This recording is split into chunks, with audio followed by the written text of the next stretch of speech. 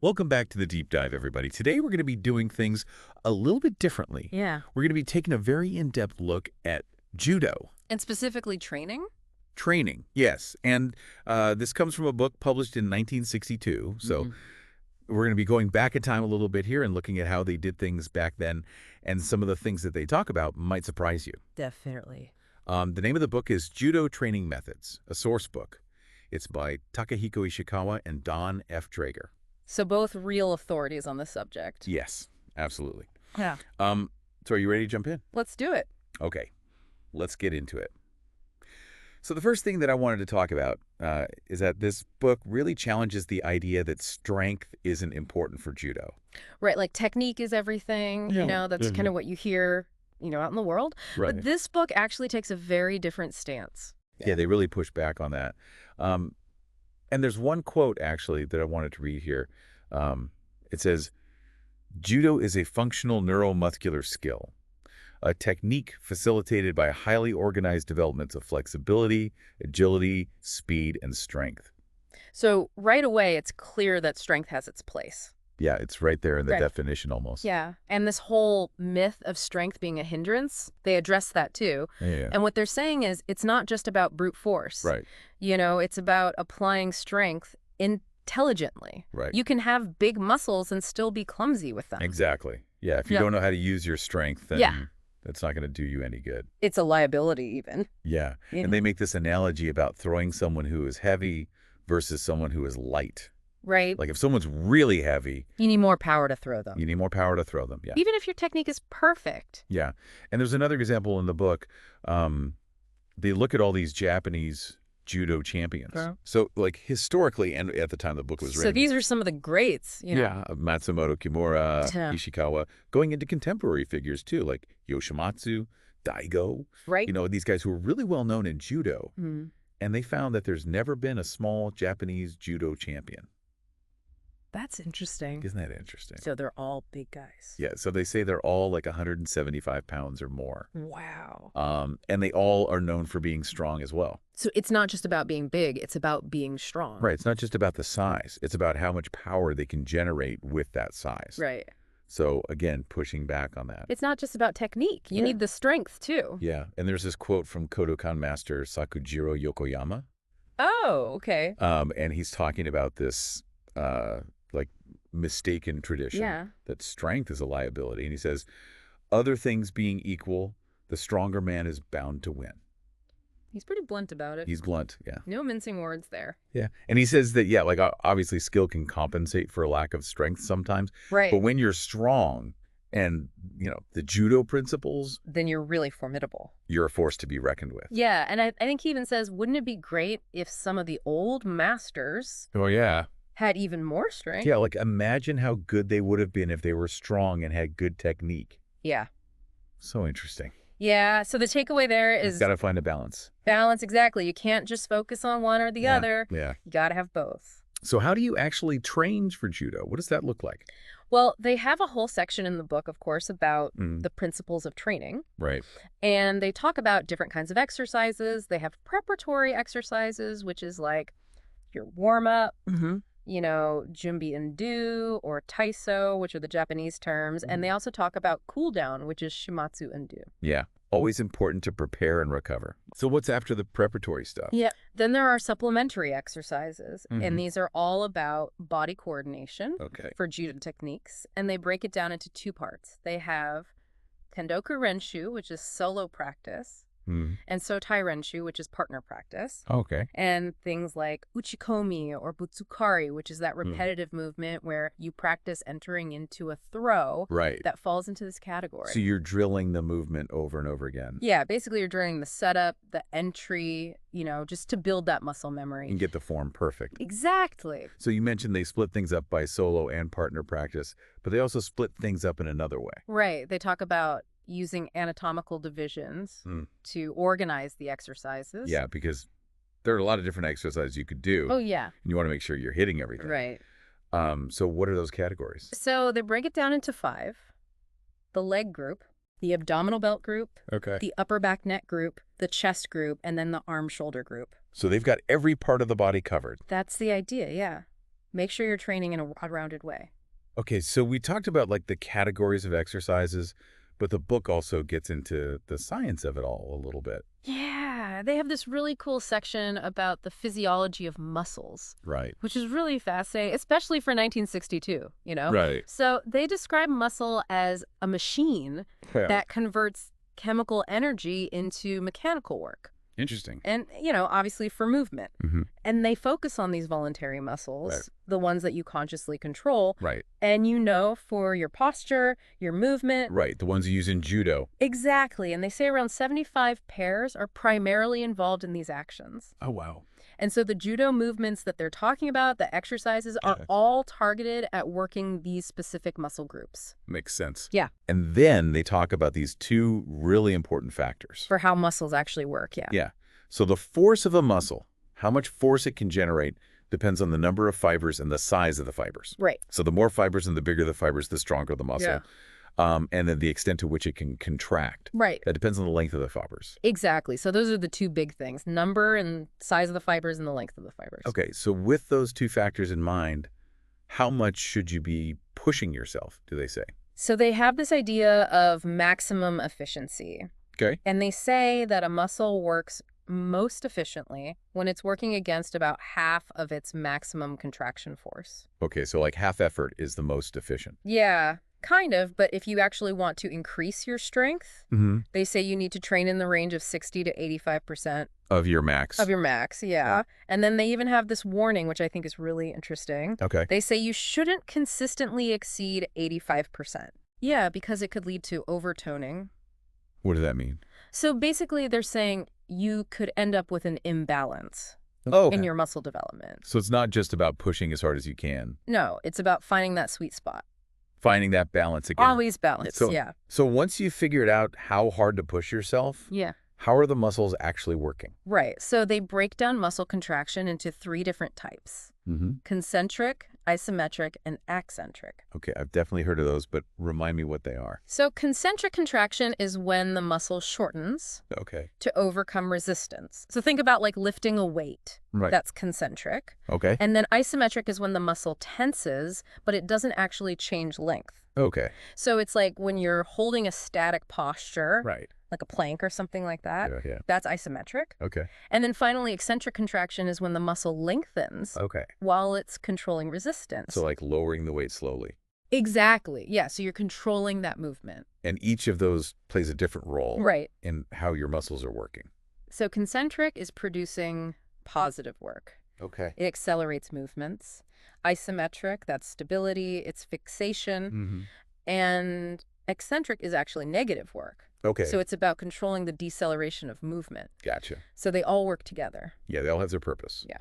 Okay, and they also talk about this thing called intrinsic speed. Yeah, they get into muscle speed and reaction time, Mm-hmm. and they talk about how different muscles have different optimal speeds to generate force. So how fast or how slow a muscle can contract to be most efficient Right. is different between different muscles. Yeah, exactly. And they call that intrinsic speed. Mm-hmm.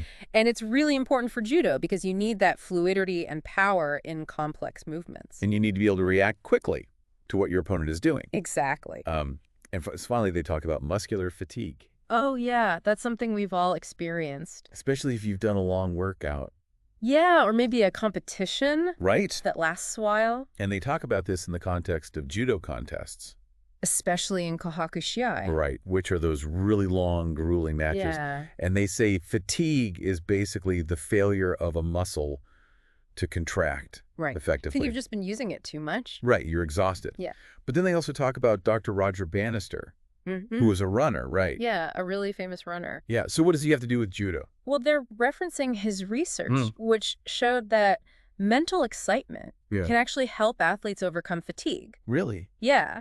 So it's not just about the physiological stuff like Right. oxygen depletion Mm-hmm. and lactic acid buildup. Right. It's also about your mindset Oh, wow. and how that can push you further. So the mind is really powerful. It really is. Okay, so we've talked about the science of muscles and the importance of strength and conditioning for judo. Right. But let's talk about some of the principles behind judo training itself. Yeah. So traditionally, Mhm. judo is about developing 3 things. Physical development, obviously, proficiency in contest, Okay. and then also mental cultivation, Right. developing your mind. But not just about the physical. Yeah. It's also about the mental. It's a holistic discipline. Right.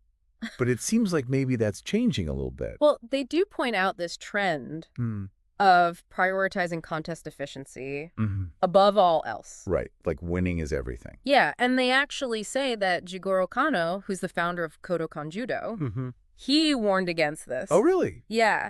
He felt that competition should be A tool for self-improvement, not the end goal. Right. And they're worried that because of this drift towards winning at all costs, that the technique has actually suffered. Interesting. Yeah. And they've noticed some cases where people have really quickly risen in the ranks. Right. But they don't really understand the deeper judo principles. Yeah, they might have a lot of natural ability, but they haven't really grasped the deeper concepts. Right. So they're all about winning, but they don't have that solid foundation. Exactly. So it sounds like what they're advocating for is you need to have both. Yeah. You need that physical ability, but also true technical mastery. And you need to adhere to those core values of judo. Yeah, you can't just be focused on winning. Right. Okay, so let's get into some specific training advice from the book. Okay, so they start off by talking about 4 principles of learning. Okay. And they say these are really important for judo training and learning in general. Okay, so what are they? So the first one is exercise. Okay. So that's actually doing the practice. Right. The second one is readiness. Okay. So this means the person who's learning Has to be both capable and motivated. you have to want to be there. Yeah, exactly. Okay. The third one is effect. Okay. So this is about the impact that positive or negative sensations have on the learning process. So like if you're having fun, you're going to learn more. Yeah, something like that, yeah. Okay. And the last one is self-activity. Okay. So this means that learning is an active process. You have to be engaged. It's not passive. No, you can't just sit back and absorb information. You got to be involved. Yeah. Okay, so now we've got these principles of learning. Right. What's the actual training program look like? So they say a good judo program should have these components: preparatory exercises, Which we talked about. the warm-ups, Right. supplementary exercises, compound exercises, and then also randori, which is free practice, Right. and kata, which is those prearranged forms. Right. And they really emphasize that you need to be training consistently. Regularly. Yeah. No point in training really hard one day and then taking a week off. Right. You won't get the results. And they also talk about how training used to be done in old Japan Oh, yeah. back in the day. They call it the Spartan system. And they have all these stories about like really intense training. Like how intense? Well, they talk about judo masters, like Kishimoto of the Kido Ryu school, and how they believed that if the trainees weren't sweating profusely, Like dripping with sweat. yeah, to the point where it looked like they were sweating blood and water, Wow. that they weren't training hard enough. That's crazy. And they tell this story about Escotani, who trained under these conditions. With no breaks and no water. Yeah, grueling stuff. So obviously that's probably not the best approach. Well, they do acknowledge that, Mm-hmm. modern sports science might question that. Right. But at the same time, they did produce some really skilled judoka. Right. So it worked. It worked, yeah. But we don't necessarily recommend it. No, probably not the best for everybody. Okay. So obviously most of us aren't going to be training Yeah. in those conditions. Not the average person, no. Right.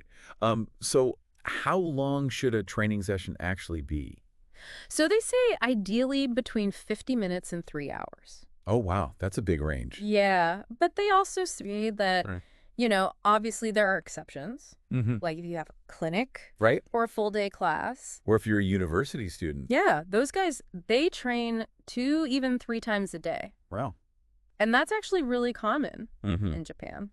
And they talk about how you have to consider time and fatigue Mm-hmm. when you're making a program. Yeah, you got to find that balance Right. between short bursts of intense exercise for strength and then longer exercises for endurance. Right. So it can't all be one type of exercise. Exactly. And then they go on to talk about how instruction should progress in judo. So they talk about first starting with an orientation. Yeah, like a class orientation Yeah. where they learn about judo itself. Like, what is judo? Yeah, what is judo? Some history. The rules and procedures. Exactly. Set the stage. Okay. And then you move into class sessions Mm-hmm. where they start learning the basic techniques. Okay. Kata, randori, they start doing exams, and contests. Okay, so getting into the practical aspects. Yeah, putting it all into practice. And they mention Gokyo no Waza, Right, that's the fundamental throwing techniques. Exactly. It's like a set of basic techniques that everybody learns. Okay. And they also talk about using controlled sparring Right. before you get into more serious competition. Yeah, so you start with things like randori and then dojo competitions. Which they call tsukunami shiai. Yeah, so it's like internal competition within the dojo. Right. You got to get your feet wet before Exactly. go out into the world. You don't want to throw beginners into intense competition right away. Right, yeah, no. It's got to be a gradual process. Okay, and they also get into some of the practical aspects Yeah. of training. Like, for example, what if you don't have a lot of space? Yeah, they talk about that. They say if your mat space is limited, you might have to work in shifts. Oh, okay. Like one group trains while the other group rests and observes. And then they switch.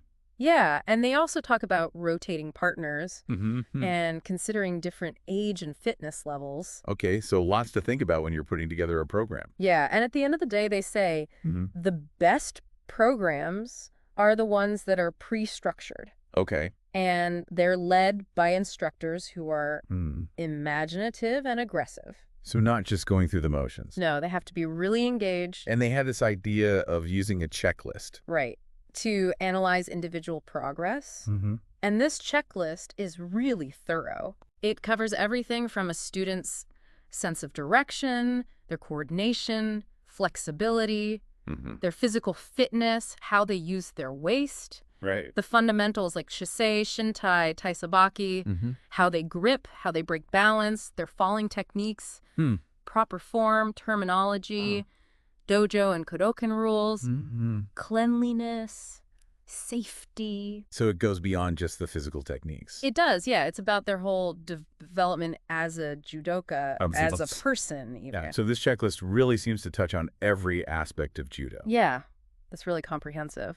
And in terms of evaluation, how do they measure progress? They talk about using the Kodokan standards, which are enforced by organizations like the JBBF Okay. and Udon Shakai, Right. which are basically associations of black belt holders. Right. And these evaluations are used for a few things. They can determine how effective the instruction is. They motivate the students. They can even identify future instructors. Yeah. And they also provide feedback for the instructor to improve their teaching. So the evaluations benefit everybody. Yeah. It's a win-win for everyone involved. Okay. And they really stress the importance of etiquette. Right. Like inside and outside the dojo. Yeah. So the etiquette of the dojo is not something you leave behind when you step off the mat. It goes with you. It goes with you. Yeah. It extends to every part of your life. Right. And they also talk about the cleanliness of the judogi and how to wear it properly. Yeah. Everything has to be according to the Kodokan regulations. Right. No cutting corners. Nope. And then there are some things that you shouldn't wear while you're practicing. Yeah, for safety reasons, they don't want you wearing any rings, medals, wrist chains, anything like that. Yeah, that makes sense. And they also emphasize keeping your fingernails and toenails trimmed. You don't want to scratch your partner. No, nobody wants that. And then they have a whole section on ideal dojo facilities. Yeah, so they talk about how the dojo should be a space for serious study and practice. Okay. And they really emphasize the importance of quiet, simple, and clean. It's a place of respect. Exactly. So you need to treat it that way. Yeah. And they also talk about the mat area. Right. It has to be big enough. It has to have good ventilation and sanitary conditions. Right. You know, it's all about creating a safe and effective environment. No point in training if you're going to get hurt. Yeah, exactly. Or sick. Yeah. And they also talk about the proper way to perform Seiza. Oh, yeah. That's the kneeling seated position. And they have a really detailed explanation of how to do it properly. Because Westerners often make mistakes. Oh, okay. And they talk about the different situations when you would use Seiza in the dojo. Right. And then they get into the layout of the dojo, the kamiza, which is the place of honor, Right. the chozeki, the shimoseki, and how you enter and leave the dojo. You do zare and ritsure. Which are different types of bows. Right. Right. And they also go into detail about the opening and closing ceremonies. Yeah, with all the different salutations.